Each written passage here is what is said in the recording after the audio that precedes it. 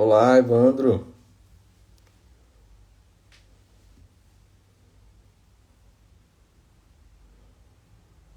Sabrina. Tá entrando o pessoal. Começando a live agora, vou guardar um pouquinho.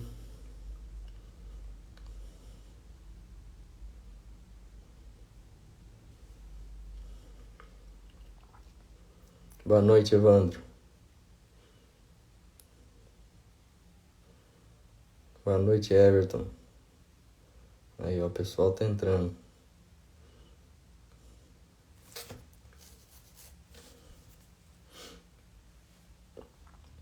Vamos aguardar um pouquinho, pessoal. Esperar uns minutinhos para até as pessoas entrarem aí. Hoje eu vou falar para vocês aqui um pouquinho sobre transtornos de pânico.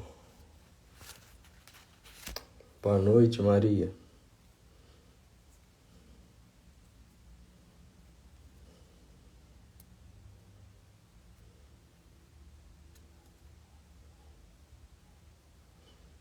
Boa noite, Geise. Boa noite, Afrânio.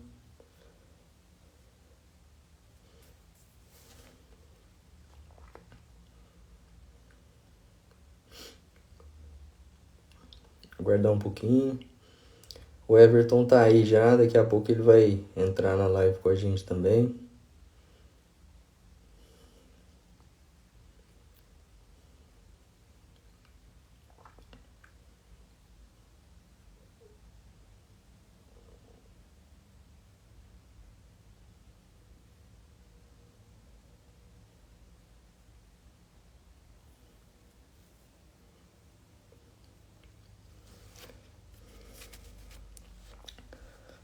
Aguardar um pouquinho aqui que o Everton vai solicitar a participação aqui e a gente já ajeita isso aí.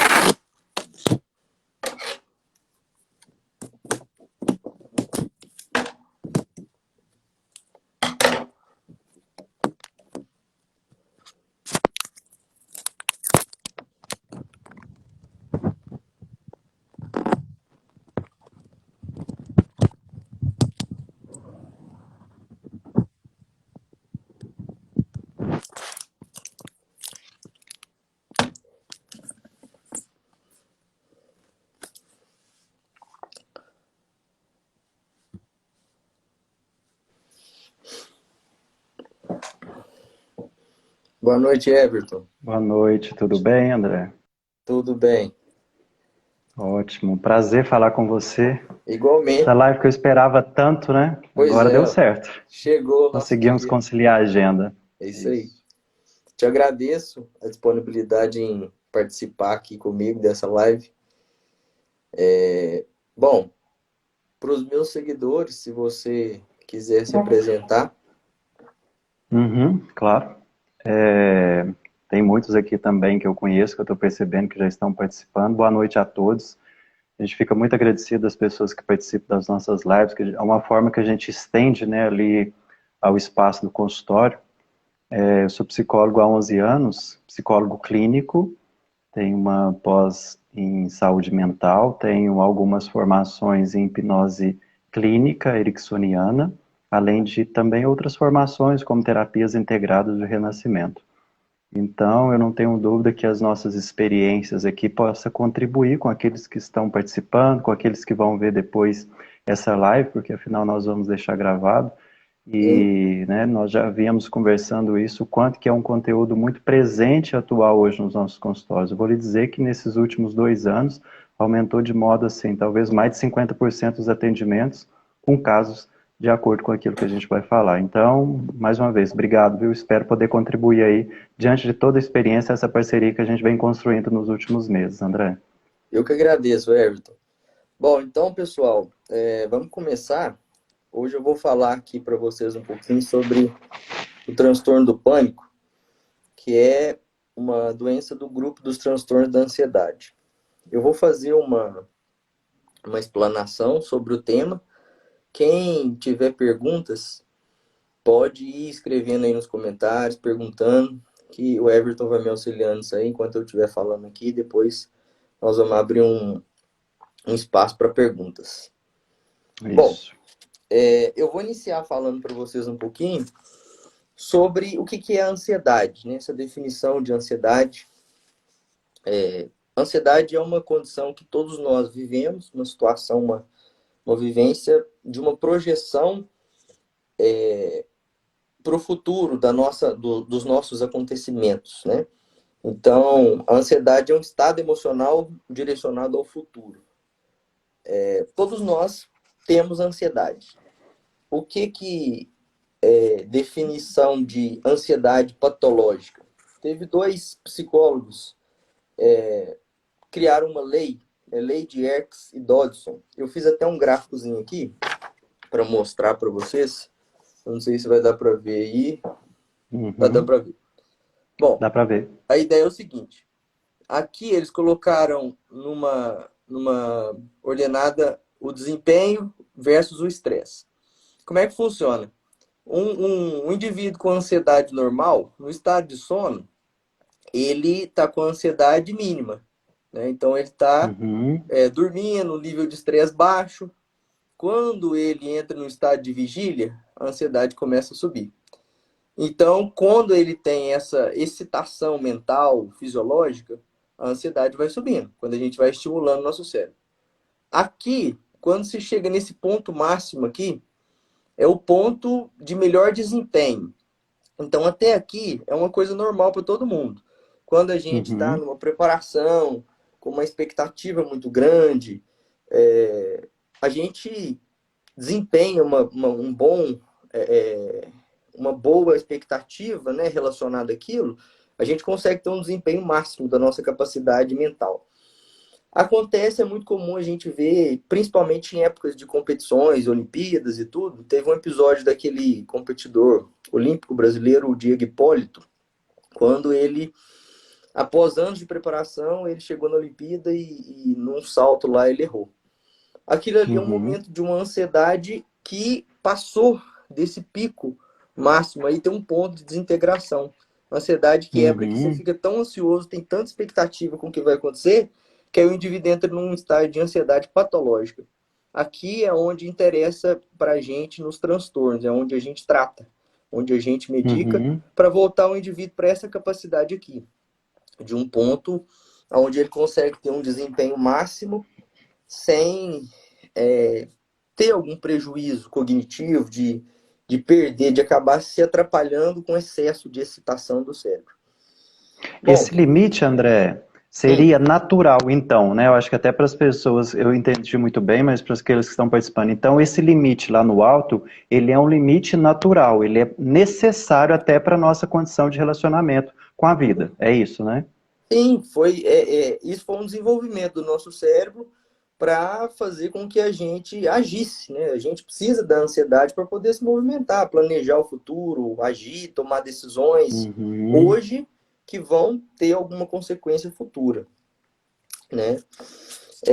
Bom, a importância da gente falar de transtornos ansiosos é o seguinte: dentro da psiquiatria são as doenças mais prevalentes, em torno de 1/3. Então, a cada 3 pessoas, uma vai ter algum transtorno ansioso ao longo da vida. Então, é algo muito recorrente, muito prevalente, que, por esse motivo, gera um custo. Opa, desculpa aqui que eu apertei o negócio sem querer.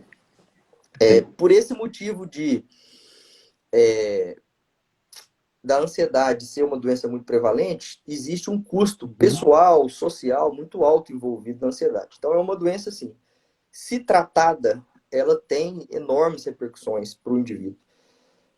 Inclusive, dentro da vida dele, existe um sofrimento muito grande para a pessoa que sofre de uma ansiedade patológica. Ela tem muito prejuízo de tempo financeiro, de desgaste, às vezes, em relacionamentos, em vivências.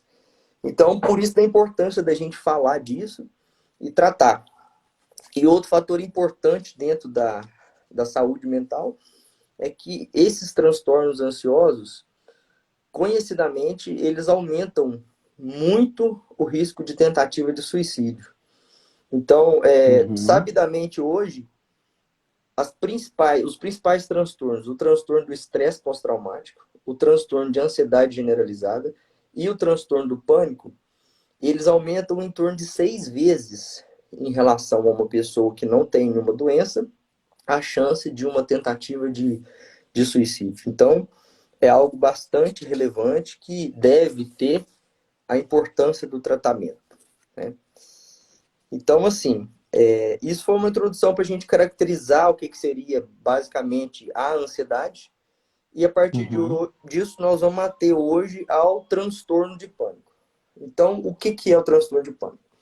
Ele é caracterizado por ataques de pânico, que esses ataques, que são assim, é um evento súbito, abrupto, que gera um desconforto, um medo intenso na pessoa, com uma sensação iminente de morte. A pessoa tem uma sensação de que vai, se nada for feito, ela vai entrar em colapso. Isso é caracterizado um ataque de pânico.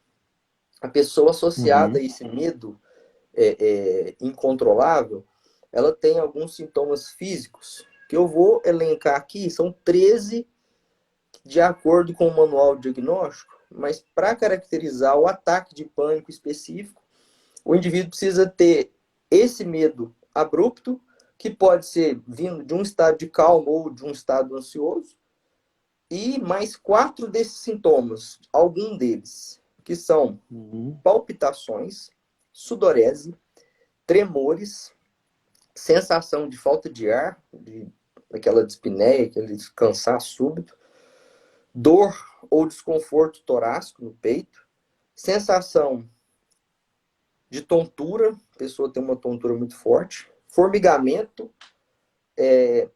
medo de perder o controle ou enlouquecer. Esse medo chega a ser tão grande que o indivíduo tem essa percepção, e um medo de morrer. Então, o indivíduo precisa ter 4 desses sintomas ou mais, pode ter todos, pode ter pelo menos 4, a gente caracteriza um ataque de pânico. Isso Uhum. é como se fosse a crise de pânico, falando popular. O indivíduo teve uma crise de Sim. pânico.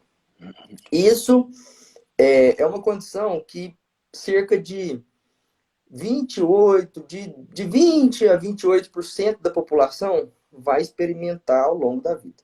Então, nós estamos falando aí, em cada, vamos pôr, 100 indivíduos, 20 vai ter, ao longo da vida, um ataque de pânico, Uhum. uma crise de pânico, por um motivo qualquer. Pode ser desencadeado por uma experiência negativa ou não, vai ter. E aí, o transtorno de pânico já é um degrau acima. Esse indivíduo que tem um ataque de pânico de forma recorrente. O número, ele não caracteriza para a gente parte do diagnóstico, precisa ser mais de um ou vários. Essa distância realmente é muito abrangente. Às vezes a gente vê paciente que está tendo recorrente, tem gente que teve um que gerou um impacto. Esse impacto é Uhum. assim: no último mês do último episódio, o indivíduo ficou com um medo iminente de aquilo acontecer de novo, gerando um comportamento de esquiva. Ele causou uma desadaptação na rotina, uma evitação. Por exemplo, o indivíduo sofreu um ataque de pânico na academia, fazendo ginástica. Ele associa a atividade física ao ataque de pânico, então ele para de fazer ginástica. Uhum. Ele estava indo ao trabalho, num determinado trajeto, sofreu um ataque de pânico. Ele começa a mudar a rotina dele, muda o trabalho. Isso caracteriza uma desadaptação da rotina dele. Então, assim, foi tão assustador que ele chega ao ponto de mudar e acreditar que aquilo pode acontecer de novo por causa daquele motivo. Porque, aparentemente, para o indivíduo é um evento súbito, sem uma causa específica direcionada no momento. Então, assim, mas do nada veio.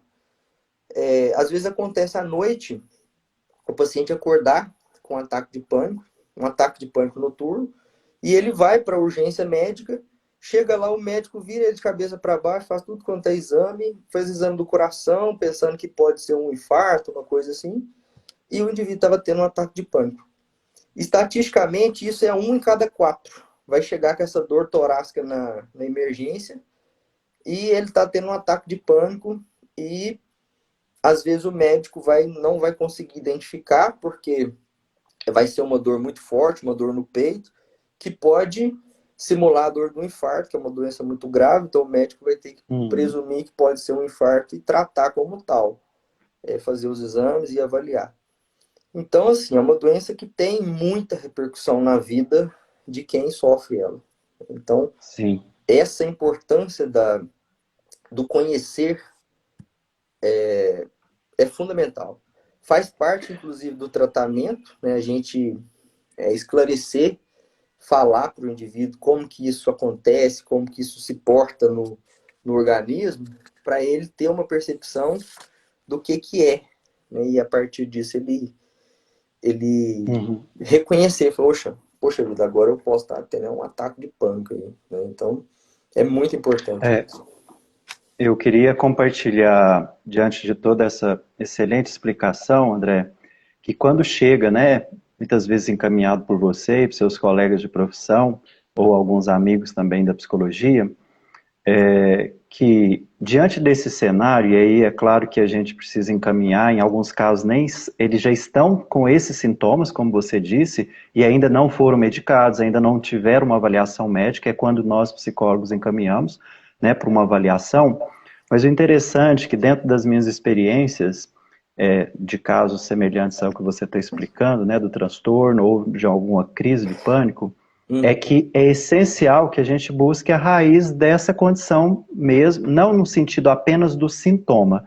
Eu, na psicologia, dentro da conduta, eu sempre gosto de trazer o cliente, o paciente, para poder identificar se há algo que a gente pode chamar que não está muito bem resolvido. Por quê? Quando a gente entende que um processo psíquico inconsciente, ele pode ter transformado aquele sintoma, na verdade, um determinado conteúdo, naquele sintoma.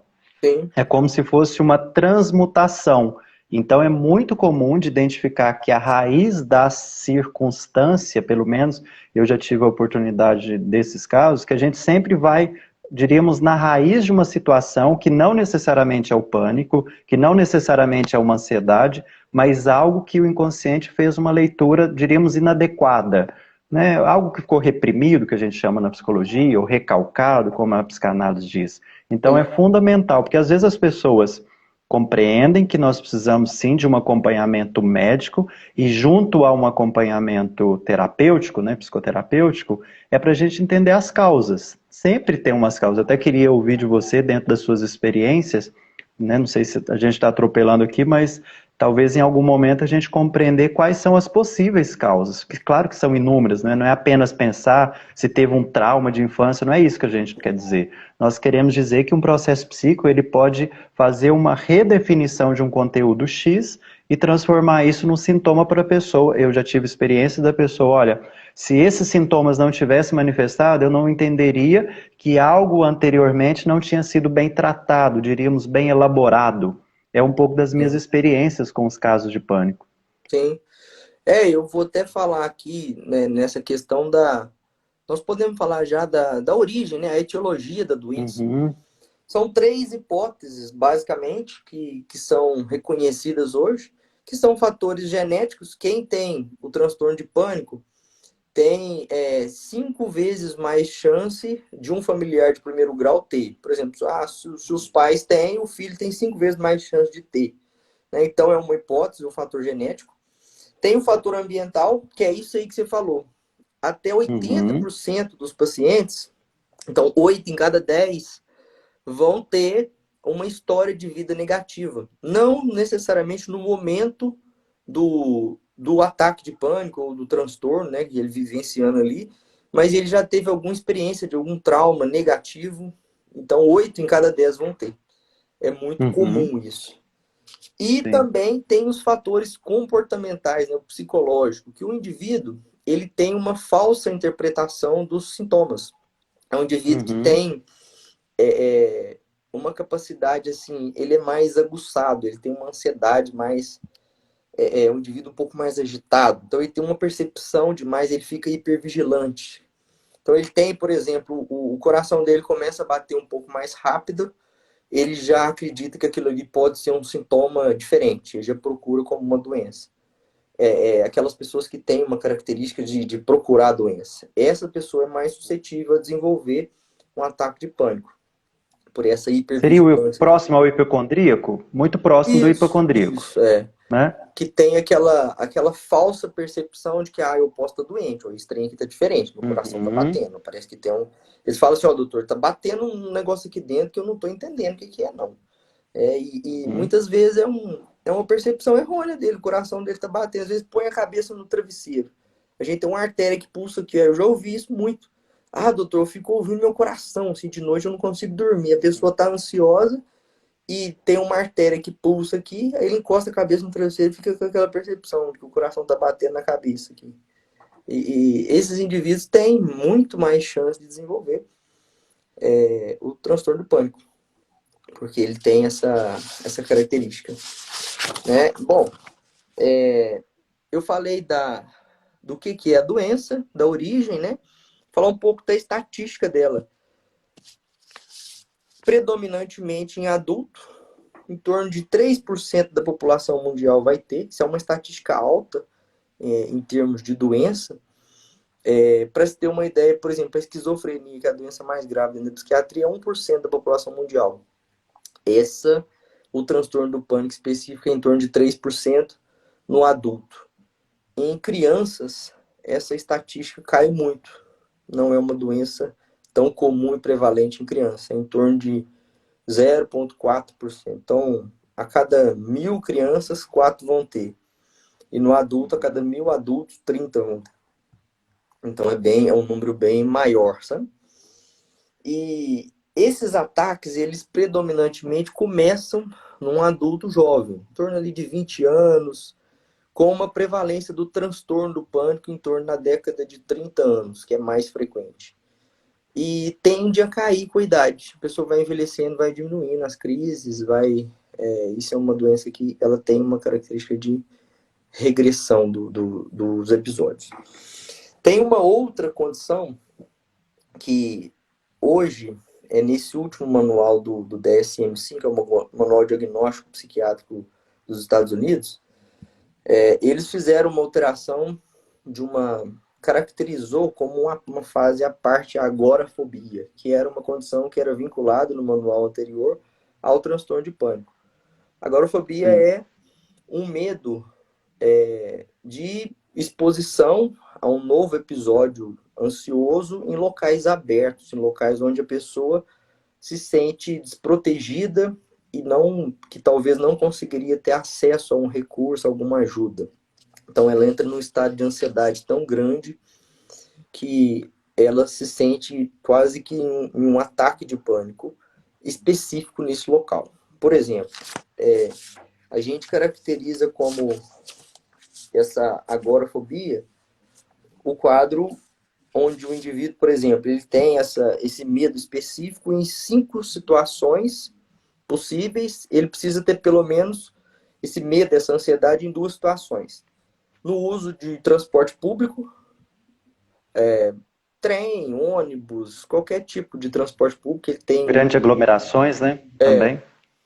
Em espaços abertos, que aí são áreas de estacionamento, mercados, pontes, em locais fechados, lojas, teatro, cinema, em uma fila ou em meio a uma multidão, uma aglomeração, e em sair de casa sozinho. Então ele precisa ter 2 desses fatores. Vamos supor, o indivíduo tem medo de andar de ônibus ou sair de casa sozinho.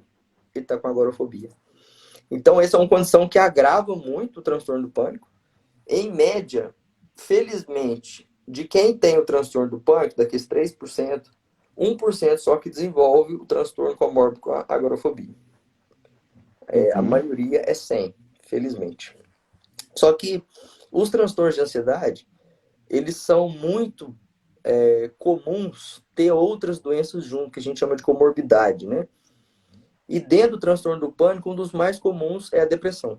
Então, pega duas doenças que são de prevalência alta, aí, para o psiquiatra, é importante essa caracterização, porque é um transtorno de pânico que desenvolveu depressão ou é depressão que desenvolveu o transtorno de pânico? Porque o contrário acontece, essas doenças se interligam. Como o acesso, a química delas no cérebro são semelhantes e agem em locais diferentes, acaba que com excesso de excitação do cérebro ali no estado de adoecimento, a pessoa acaba desenvolvendo uma outra doença, até por adaptação comportamental daquela doença vigente.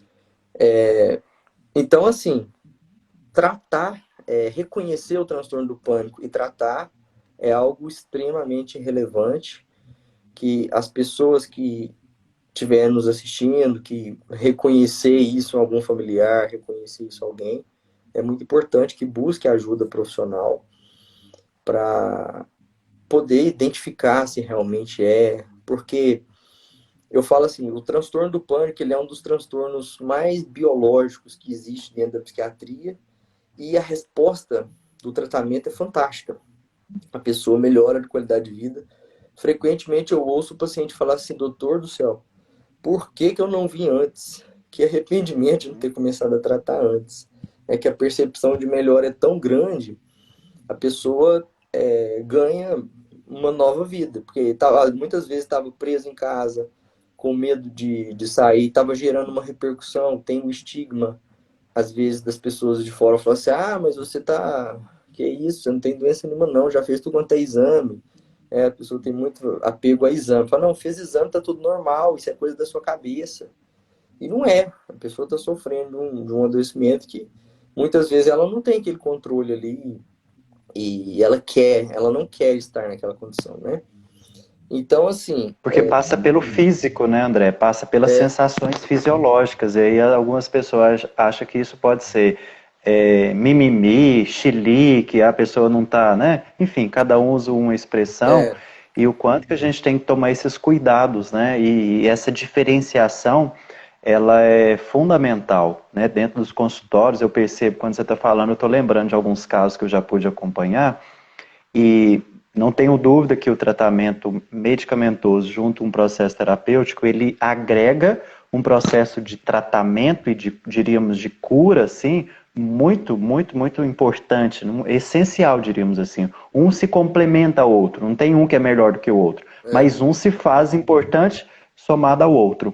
E aí me faz pensar o quanto que algo que interfere é a própria ansiedade de que aquilo nunca mais aconteça, no sentido, às vezes, que tenha uma recorrência, né, uma reincidência. E muitas vezes na conduta terapêutica eu preciso dizer que enquanto estiver nesse tratamento, enquanto a gente for lá nesse conteúdo de raiz mesmo, de identificar quais são as possíveis causas, você já disse aí de 3 possíveis causas, então as pessoas podem ter eventos, mas aí as experiências que eu tive é de eventos mais leves, diríamos assim. Pelo menos os pacientes dizem, olha, nesse período entre uma sessão e outra, eu tive uma sensação, mas ela foi mais, diríamos, controlada. Eu consegui controlar ela mais rápido. E aí tem técnica de respiração, tem outras técnicas, né? Como a própria meditação, depois a gente vai falar sobre isso, mas talvez uma das indicações aqui, sugestões, é as pessoas que já passaram ou conhecem, é que não vai ser algo de um dia para o outro, de uma semana para outra. É um processo que ele tende a ser eficiente, mas desde que as pessoas também redefinem talvez o seu próprio processo de adaptação, de vida, de comportamento e, vamos dizer, como você falou aí, sobre a questão externa que está vivenciando, né? Porque senão a pessoa fica naquele mesmo conteúdo de estresse, vamos pensar situações que chegam, por exemplo, de trabalho. As pessoas tiveram uma crise de pânico diante de um cenário vindo lá do contexto de trabalho. Até que ela identifique que ali é um trabalho de estresse, um trabalho que traz várias outras consequências, não é que ela vai ter que sair do trabalho, mas ela vai ter que mudar a postura diante daquela relação que ela tem do trabalho, é, né? Seja trabalho, seja relacionamentos diversos. muitas vezes a terapia cognitivo-comportamental, né, é o tratamento indicado e, na maioria dos casos, tem uma resolução muito boa junto com a medicação. O que eu explico para o paciente muitas vezes? Ah, doutor, eu vou ter que tomar remédio pro resto da vida. Eu falo assim, não, isso é um episódio, isso é um tratamento. Aí o indivíduo começa, tem início, meio e fim. O tratamento dentro da psiquiatria é um pouco mais prolongado que de outras doenças comuns, eventuais. Né? Ela falou assim, eu tive uma infecção de urina. Você vai usar um antibiótico durante 7 dias, 14 dias. O tratamento psiquiátrico, não. Muitas vezes você vai ter que tomar medicação durante um ano, né? Então, o indivíduo às vezes fica com essa preocupação, eu vou ter de novo. Eu falo, olha, eu não posso te garantir que você não tenha. Você fazendo o tratamento da forma correta, o que a gente sabe é que a chance de você ter de novo diminui muito. O que muitas vezes acontece é a interrupção do tratamento. Eu tô bem, não vou tomar esse remédio mais não. E aí recai, e muitas das vezes aquele medicamento que usou já não funciona mais. Tem que iniciar com outro tipo de medicamento para poder ter a mesma resposta. Então, assim, o tratamento é parte fundamental e tem essa psicoeducação que eu faço orientação da doença, faço orientação sobre o tratamento, a importância da manutenção da medicação e da psicoterapia.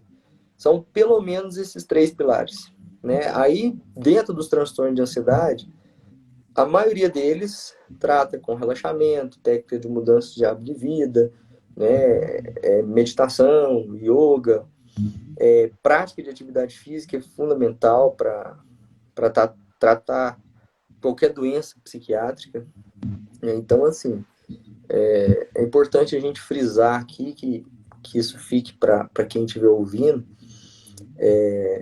que é fundamental você buscar ajuda profissional para poder fazer um diagnóstico correto, identificar a doença e tratar da forma correta, porque você diminui essa incidência de novos episódios, né, de ter complicações em relação à doença. Porque quando não trata, a tendência é cada vez ir agravando episódios mais graves e piorando o quadro. Né? Sim. Tem uma pessoa dizendo aqui, olha, durante os 20 anos de pânico, já parou de tomar medicamento por 3 vezes, mas depois de uns 3 anos sem tomar, o pânico voltou. Né? Claro que a gente não consegue avaliar aqui os pormenores, mas talvez o processo, caso tenha acontecido terapêutico, ele seria esse apoio. Né? Eu sempre gosto de dizer que, diante de quadros como pânico, como depressão, como outros que a gente sabe dentro da psicologia e da psiquiatria, os transtornos mentais, os conflitos, assim como nós vamos num clínico, nós vamos em outros profissionais, como um dentista, se tornaria muito importante para que se torne para as pessoas algo mais comum, um cuidado sim de uma avaliação psiquiátrica, de uma avaliação terapêutica, porque infelizmente nós seres humanos muitas vezes não temos esses cuidados devidos e espera chegar, por exemplo, nessa crise. Né? Se a crise de pânico, se ela tivesse, na verdade, se um cuidado psíquico, emocional, tivesse sido cuidado antecipadamente, por um nível de ansiedade já elevado, por um nível de insegurança, por níveis de medo já alterados, muito provável que nós teríamos condições de prevenir casos de um transtorno do pânico. É muito provável, claro que não tem como trazer isso aqui como uma regra, porque é muito subjetivo, mas me faz pensar, sabe, André, diante das características terapêuticas que eu acompanho, as próprias pessoas tomam consciência de que elas não cuidaram quando deveria ser cuidado, e aí agora elas se sentem culpadas porque esperou num nível muito expressivo, ou seja, trouxe para o corpo aquilo que não conseguiu cuidar por dentro. Na verdade, assim, o adoecimento mental, o adoecimento físico, todo ele parte de uma desorganização, de um comportamento. Né? Eu brinco assim que eu falo com os pacientes, né? Mesmo na medicina geral, na medicina, na psiquiatria, que se você quer ter um resultado diferente, você tem que fazer algo diferente, né? Eles atribuem a Einstein uma frase, não sei se realmente é de autoria dele, fala assim que a definição de insanidade é você querer ter resultados diferentes fazendo as mesmas coisas. Então, se você quer ter algo novo, algo diferente, busque um comportamento diferente. Né? Parece óbvio, mas muitas vezes é difícil da pessoa introjetar isso, que o que ela é hoje é fruto de tudo que ela construiu ao longo da vida. Então, se você que não gostou do produto de hoje, então faz algo diferente a partir de agora que você vai ter um produto diferente lá no futuro. Né? Sim. É bem por aí. Mas As experiências, me recordei aqui de alguns outros conteúdos, eu acredito que possa ilustrar aí que, não sei se você teria isso como base aí dentro dos seus atendimentos nesses anos, André, mas quadros que já houveram, você até falou bem no início, né?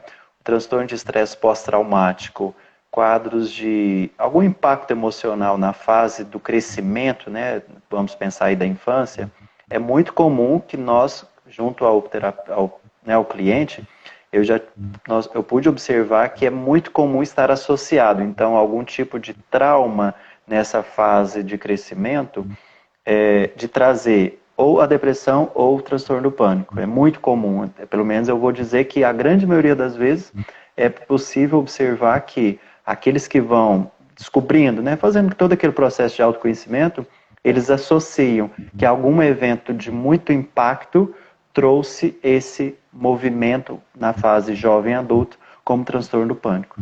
Né? Eu queria só ilustrar isso, porque dentro das experiências eu já ouvi muito essas associações. O próprio paciente faz essa associação. é aquela estatística que eu falei, 80% dos pacientes com transtorno do pânico vão ter algum relato de algum evento de vida negativo, algum trauma, alguma coisa que marcou ele profundamente aí. Então, assim, é bastante prevalente, sim, a gente ouvir isso. Sim. E o que você diz sobre, né, a gente falou isso dias atrás, a dificuldade que as pessoas têm de aceitar, de compreender a importância da medicação e ainda, às vezes, até associar que a medicação do outro serve para mim, enfim, até porque, como você falou, o contexto de um tratamento medicamentoso é fundamental e muito eficiente. O que você fala sobre os tratamentos, assim, não só da eficiência, mas da importância para essa mudança de uma crença, mudança de uma mentalidade que é tão comum, né? Eu acredito que você ouve isso muito mais, daquela ideia de que a medicação psiquiátrica vai ter que ser tomada pelo resto da vida e aqueles tabus. E isso deve acontecer até para o tratamento do transtorno do pânico, né? Eu ouço isso direto, não, doutor, eu não quero tomar um remédio que eu vou viciar, entendeu? A pessoa está num estado de adoecimento psíquico, onde ela está em sofrimento, mas ela está preocupada com a medicação que vai ser prescrita por um profissional que tem um conhecimento do que está fazendo. Não, eu não quero viciar, eu quero um remédio levinho, fraquinho. Eles falam muito assim. Eu explico, falo assim, olha, muitas vezes um processo de melhora, toda conquista tem uma renúncia. Então, se você quiser subir um degrau da escada, você tem que largar aquele que você está. Mesmo para você subir, para você ir para o topo, você vai ter que sair da inércia. Então, às vezes as pessoas têm estigmas mesmo, preconceitos formados em relação à psiquiatria, os médicos passam muito remédio, a pessoa fica dopada, porque a gente viveu um modelo, a psiquiatria é uma especialidade, assim, relativamente nova, e a gente tem modelos de medicamentos. Na década de 50, surgiu o primeiro antipsicótico na psiquiatria, clorpromazina.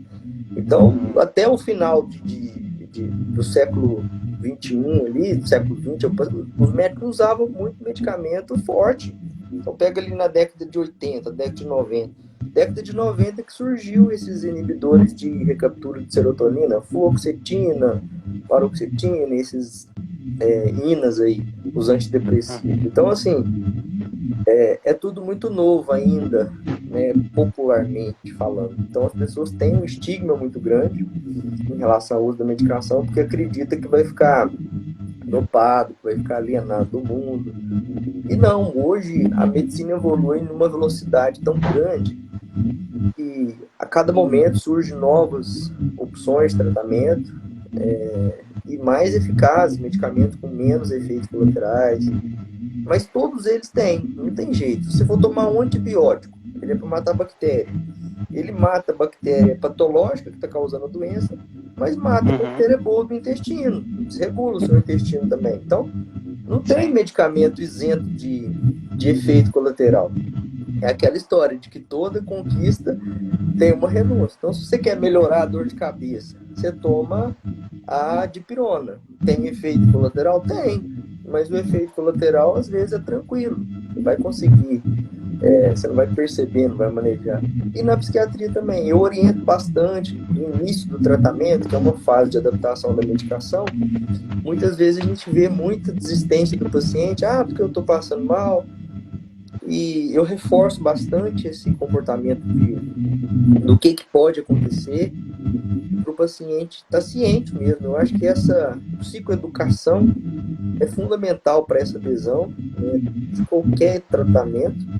E dentro da psiquiatria, psicologia, isso é muito mais importante, porque a pessoa, muitas vezes eu falo assim, o paciente quando está muito desconfiado, eu falo assim, olha, agora você vai ter que confiar em mim. Então, se você acreditou no que eu estou falando, confie, toma, e daqui um mês você me conta. E aí muitas vezes ele volta, nossa, doutor, realmente foi bacana, deu certo. Os que desistem acabam não voltando, né? Volta depois que deu errado. Só parei de tomar um remédio e piorou. Aí volta Sabe, no estágio muito grave. eu fico pensando que eu lembro do meu pai já é falecido, mas por muito tempo ele fez uso de medicamentos para o diabético. Eu faço essa analogia em alguns casos, por que o diabético, que tem uma pressão alta, o que tem alguns quadros clínicos que nós sabemos que demanda passar a vida toda, porque tem uma área do organismo que não está produzindo, por exemplo, né, a insulina, enfim. Não é o caso clínico aqui que a gente quer trabalhar, mas olha, a pessoa tem uma qualidade de vida, até teve uma pessoa aqui agora que falou o quanto que melhorou, Adriana, eu tomo remédios e minha vida melhorou 90%, olha... Aí, se for necessário tomar 1 ano, tomar 2 anos, tomar 5 anos, mas o que importa é que a pessoa não fique numa condição também de passividade achando que o medicamento vai atrapalhar. Claro que em alguns momentos precisa de uma medicação, você explicou muito bem, tem uns efeitos. Enfim, então, essa ideia de que, eu não quero tomar para a vida toda. Olha, tem pessoas que precisam para ter uma qualidade de vida. E se algumas pessoas precisam, seja lá de um medicamento antidepressivo, por exemplo, quando casos são genéticos, né, hereditários, então eu acho que está na hora, né, da gente começar a modificar um pouco dessa ideia de que a medicação psiquiátrica, que, infelizmente a gente carrega isso por trás de vários outros tabus, estigmas, crenças populares, né, que é só para doido, enfim, né, é uma pena que a medicina tenha evoluído tanto, a tecnologia tenha evoluído tanto, e a nossa mente não ter evoluído, para algumas pessoas, compatível a essa condição de trazer o bem-estar, né? Eu escuto isso muito de alguns pacientes, nossa, o quanto que essa medicação de fato está me trazendo um bem, e por que não trazer, por que vivenciar o mal? A gente não está nesse mundo para vivenciar malefícios, né, da nossa saúde mental, pelo contrário. Mas eu acho que esse tipo de ação que a gente está fazendo aqui é fundamental para isso, porque muitas vezes é pura ignorância mesmo, de desconhecer, de não saber mesmo. A pessoa para, isso vai me fazer mal. Algum conhecido falou com o julgamento, falou assim, não, mas você está tomando esse remédio. A pessoa às vezes se sente constrangida por estar tomando um medicamento com cunho psiquiátrico, né? Eu estou tomando remédio psiquiátrico, pronto, agora eu tô doido, fala que é um monte de coisa assim. E muitas vezes não, a pessoa melhora a qualidade de vida, e é esses relatos aqui, ó, a Patrícia também falou, eu tomo, melhorou 100% minha vida, muita gente relatando aí da experiência pessoal, e é isso que a gente vê realmente, melhora muito, e todo mundo é suscetível a um adoecimento. Eu sou psiquiatra, sou suscetível, você, enquanto psicólogo, é suscetível a adoecer mentalmente. Ninguém de nós está imune à doença psiquiátrica, assim como nenhuma outra doença, né? A gente vê, eu falo assim, às vezes a doença pega de surpresa, é muito comum a gente ouvir alguém falar, fulano está com câncer. Nossa, que tristeza, que coisa difícil, aí vai todo mundo, fica enlutado pelo câncer dele. É uma doença como outra qualquer, que hoje tem muito mais recursos. Antigamente, câncer era um sinal de morte. Hoje você já tem muitos tratamentos, alguns cânceres têm cura, que você fala assim, poxa, você não tem mais nada, vai ter sua vida tranquilo. E na psiquiatria a mesma coisa. Tem doenças que vão ser pro resto da vida? Tem doenças mais graves, que a gente vai ter que prescrever medicamento para o indivíduo pro resto da vida. Mas tem doenças que vão ser temporárias, vai tomar, vai tratar, se fizer tudo direitinho, vai parar de tomar, vai seguir a vida normal, né? Então, assim, essa psicoeducação é fundamental para isso, para a melhora da adesão dos pacientes. Sim. Se o pessoal tiver alguma pergunta, daqui a pouco a gente já está quase finalizando, pode estar encaminhando, que às vezes nós não falamos algo que é a dúvida de algumas pessoas. Eu queria que também compartilhar, até como orientação terapêutica, André, você fez inúmeras e belas orientações para nós, no sentido até de um cuidado, de uma prevenção. É interessante que um pai ou uma mãe, né, aquele que faz a função de cuidado de uma criança, quando percebe que está quente, né, está ali aparentemente com um quadro talvez de febre, coloca a mão, faz algo assim, pega o termômetro, e quando a gente percebe um estado febril ou um estado de febre, a gente vai lá e atua, a gente age de alguma forma para poder ter aquele cuidado. Por que eu estou trazendo essa percepção? Enquanto terapeuta, eu sugiro às pessoas a começarem a desenvolver internamente, a nível de consciência, algo bem racional, não tem nada aqui subjetivo, sobre como se fosse um termômetro interno. Peraí, quando você percebe que já está elevando algum tipo de conflito e está sendo repetido, ou seja, se eu percebo que uma insegurança, um medo, uma ansiedade, perda de sono, essas alterações, como você também trouxe algumas explicações aqui, procure algum tipo de orientação. Ao invés, talvez, de ter que fazer uma terapia por anos ou um acompanhamento médico, talvez uma orientação pontual naquele momento, igual algum analgésico que vai diminuir nossa febre, pode ser fundamental. Eu faço muito isso.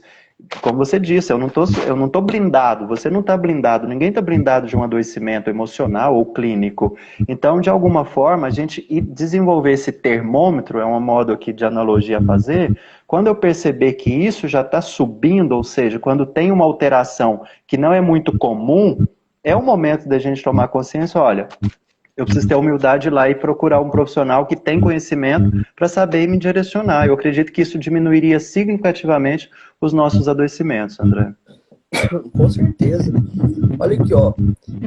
O Edmo Fato tá dando um depoimento ali, ó. Depois de eu tentar parar de tomar o remédio por 3 vezes, meu médico desistiu de mim e me disse que vou ter que tomar remédio para o resto da vida. Aí, ó, ele tá falando que vai procurar um terapeuta para ver se ajuda. É importante seguir as orientações profissionais, porque o médico está te orientando algo que ele estudou, que ele tem conhecimento de causa para falar ali. E ele sabe que tem um tempo determinado para usar a medicação, né? E o tempo da terapia. Então, na maioria das vezes, não é interessante parar mesmo por causa disso.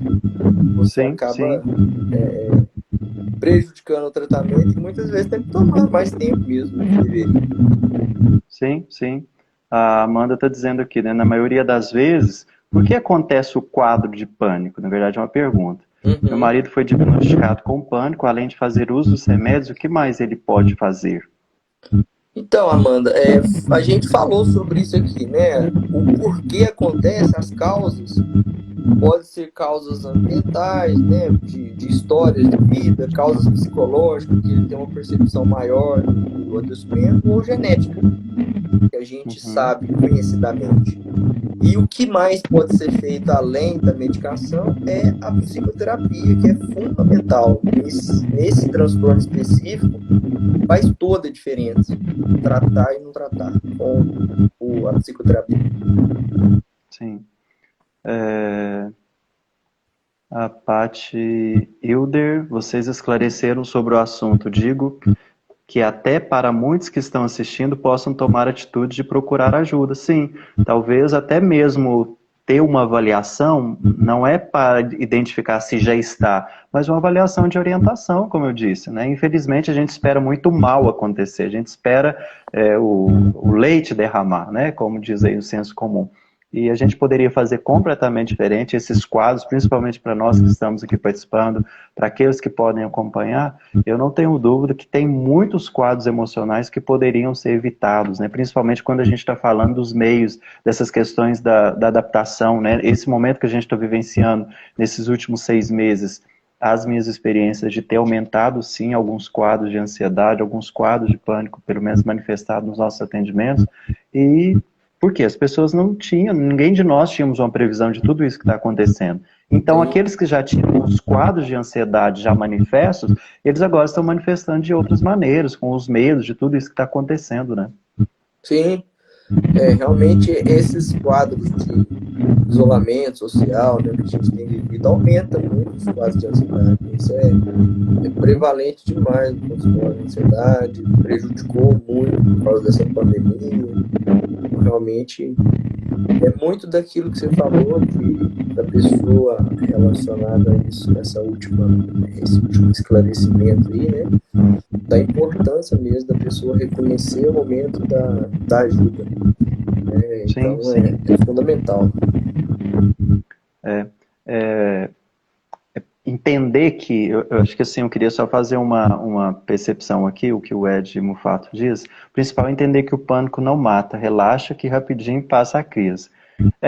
Para muitos casos pode ser isso mesmo, mas a sensação para algumas pessoas pode levar a algumas mudanças tão significativas, não só do isolamento, mas que pode levar, você até explicou, talvez algum quadro de depressão, porque a pessoa fica com pensamentos ruminantes tão próximos delas e que ela vai perdendo a própria crença sobre aquele processo de cura, mesmo fazendo terapia, mesmo fazendo uso da medicação. Então, é desafiador para alguns casos, é muito comum mesmo que as pessoas vão passar por esse processo.